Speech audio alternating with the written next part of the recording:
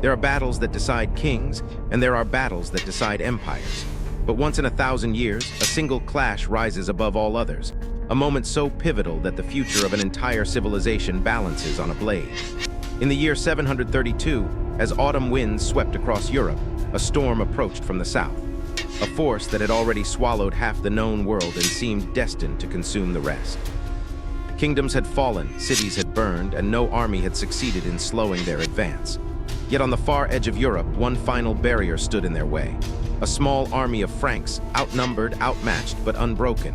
And at their head was no king, no emperor, only a man the world would come to know as the Hammer. The Umayyad Caliphate of the early 8th century was a tidal wave. In less than a century, Islam had surged from the deserts of Arabia across North Africa, over the sea into Spain, and now pushed into the very heart of Europe. Cities fell like dry leaves before a storm. Entire kingdoms collapsed in the space of a season. To many, it seemed inevitable. The crescent would soon overshadow the cross, and Europe's ancient world would be swept aside forever. By the year 711, Muslim armies had crossed the Strait of Gibraltar and exploded into the Iberian Peninsula. In only a few years, the Visigothic kingdom, once a proud realm, was gone. In its place stood a new order, new laws, new administrators, new culture, and a faith that had moved continents with breathtaking speed. But to the north lay the lands of the Franks, fractured, tribal, and struggling to define themselves. There was no unified France, no mighty Germany, no England as we know it. Europe was a patchwork of warring territories, fighting as much among themselves as against invaders. Yet from these scattered pieces rose a man who would seize his moment in history. Charles Martel, the illegitimate son of a Frankish noble, was never meant to rule. Born out of wedlock, his legitimacy was questioned, and rivals circled him like hungry wolves. But through sheer will, political calculation, and undeniable talent for war, Charles carved out authority among the Franks. He earned the name Martel, the Hammer, not through birthright, but through relentless bone-shaking force on the battlefield.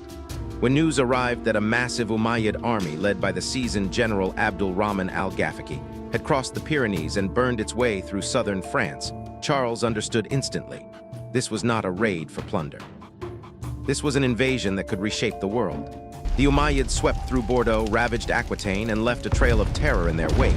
Monasteries looted, villages destroyed, nobles slaughtered. Panic spread. Many whispered that God had abandoned Christendom. But Charles did not panic. He rallied every warrior he could, hardened Frankish veterans, peasants pressed into service, nobles bound by loyalty. He did not have numbers. But he had something far more dangerous: discipline, strategy, and an unshakable willingness to stand and fight. By autumn of 732, he led his men toward the ancient city of Tours, choosing the battlefield where the fate of Europe would be decided. For several tense days, the armies stared at each other across the cold French countryside. The Umayyad host, perhaps 40,000 strong, stretched across the open fields like a dark sea. Their banners rippled in the wind, horses snorted and pawed the earth, and the curved swords at their sides glinted with confidence. They had swept through Iberia as if nothing could stand before them, crushing every foe in their path. To many of these seasoned riders, the Franks were simply the next doomed obstacle. But Charles Martel's men were not the disorganized war bands the Muslims had smashed in Spain. They stood in tightly packed ranks atop high ground, shields locked so precisely that hardly a sliver of daylight pierced through. Their spears bristled outward in a deadly forest of iron tips. By modern standards, they were not professional soldiers, no polished knights, no armored legions, but they possessed something rarer: unity. Discipline carved into them by a leader who knew exactly what he needed to win. Night after night, the fields below flickered with thousands of campfires. Men prayed quietly, sharpened their blades, whispered to one another about family far away. Some trembled. Others stared into the flames with cold determination. They believed deep in their bones that Christendom itself rested on their shoulders. In the Umayyad camp, Abdul Rahman studied the hill with growing frustration. His cavalry was his greatest weapon, fast, mobile, devastating. It had shattered Visigothic lines in Spain and routed countless enemies across continents. But Charles had chosen his ground with brilliance. The slope was steep, the terrain uneven, broken by trees and brush that made a full cavalry charge risky. A reckless attack might destroy his own riders before they even reached the Frankish shield wall. So for days, Abdul Rahman hesitated. He sent probing skirmishes, hoping to lure the Franks into the plains where cavalry could dominate. But Charles refused to move. He stood his ground, patient as stone. Every sunrise brought trickles of reinforcements joining him on the hill. His force grew not by brilliance, but by resolve, men arriving because they believed this was their hour to stand. Meanwhile, tension thickened like fog. Scouts clashed in quick, brutal encounters on the edges of both camps. Rumors swirled. Some said the Umayyads planned to bypass the hill entirely, to march straight for Tours, to burn the sacred city and break the morale of all Christendom. Charles knew he could not allow that. But he also refused to abandon the ground that gave him an advantage.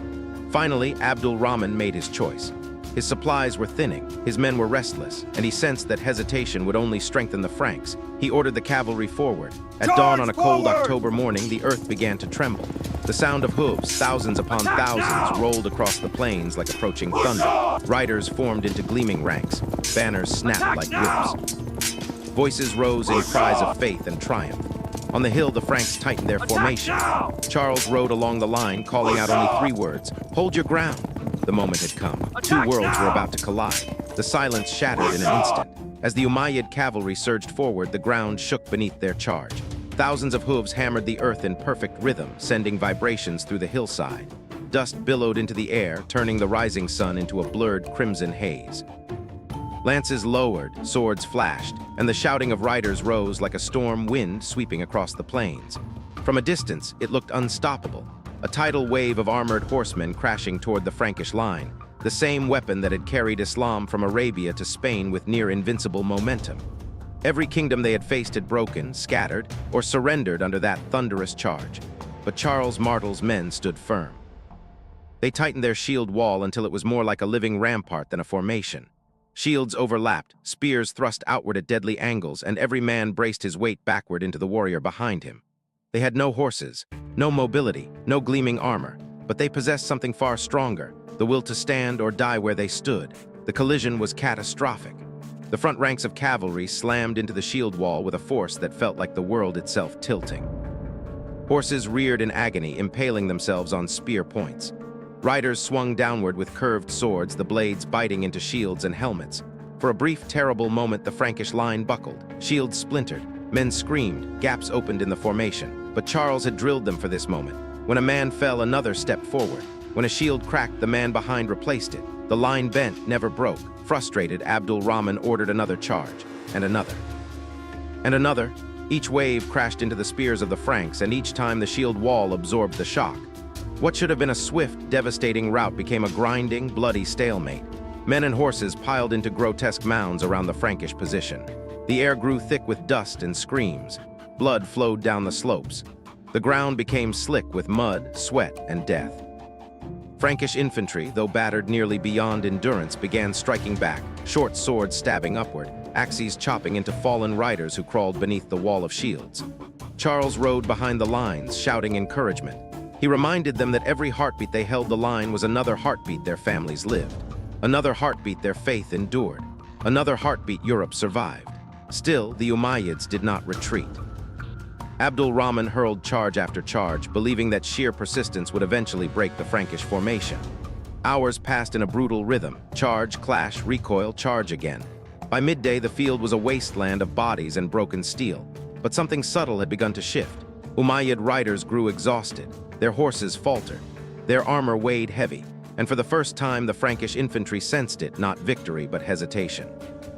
And hesitation, Charles knew, was the beginning of defeat. As the sun dipped lower and shadows lengthened across the battlefield, fate intervened in the form of a rumor, a whisper that would change everything. By late afternoon, the battlefield trembled with exhaustion. The Umayyad cavalry, once so fierce and disciplined, began to show cracks in their resolve. Their charges no longer carried the same thunder. Their formations wavered. The relentless Frankish shield wall, battered, bloodied, but unbroken, stood like a cliff against the tide. Then, as if fate itself reached down to tip the scales, a rumor slithered through the Umayyad ranks. It began at the margins of the battlefield, a whisper carried by frightened voices. Their camp was under attack.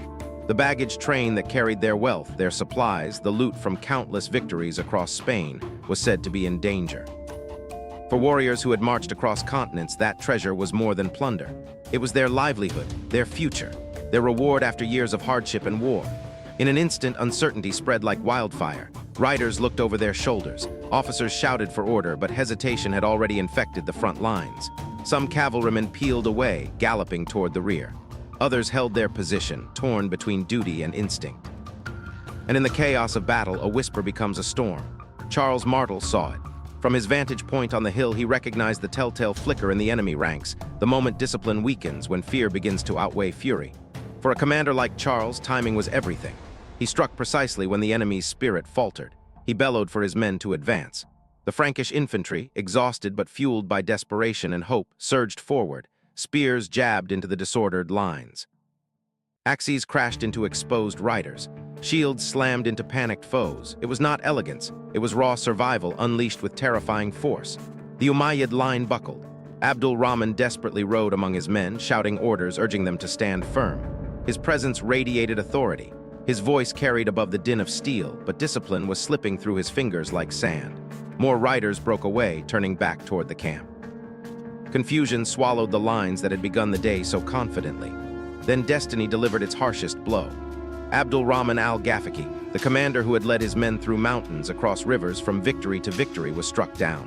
Whether it was a Frankish axe, a spear thrust, or a stray blade in the chaos, no one could say. Only one truth mattered. The leader of the Umayyad host fell. News of his death rippled through the army like a shockwave. The spine of the great cavalry force snapped. Panic became terror. Terror became a rout. Riders fled in every direction, abandoning the battlefield, abandoning their commander, abandoning the campaign that had carried them so far into the north. The Frankish soldiers sensed it instantly. With a roar that echoed off the hills, they pressed the advantage. The hillside became a river of retreating horsemen, trampled bodies, and shattered weapons. What had begun as a desperate defensive stand erupted into a thunderous counterattack. Yet Charles did not allow triumph to become recklessness. He kept his ranks tight, maintaining discipline even as the enemy fled. He claimed the battlefield, ensuring the victory could not be undone by a hasty pursuit. When night fell, silence reclaimed the valley. The Umayyad fires flickered in the distance, but their army was gone, scattered, leaderless, defeated. Abdul Rahman lay among the dead. The invincible force that had threatened to carry Islam deep into Europe had vanished into the shadows. Dawn, the field belonged to the Franks. Weapons and bodies littered the earth, but what lingered most was the sense of something monumental. For the first time, the Umayyad advance had been broken. They would never again push so far north. In the years that followed, raids still threatened the borders, but never with the same ambition. The Battle of Tours became the turning point, the moment Europe's destiny shifted. Charles Martel's victory fortified his authority, laying the foundation for the Carolingian dynasty. From his line would come Charlemagne, who would reshape medieval Europe. Without this battle, that future might never have existed. Chroniclers later wrote that on this hillside, Christendom was preserved, that a hammer struck down a crescent and saved a continent. Whether myth or truth, the symbolism endured. Looking back, Tours was more than a battle. It was a collision of worlds, of faiths, of destinies. And on that autumn day in 732, a small army of Franks stood against a storm and turned it aside.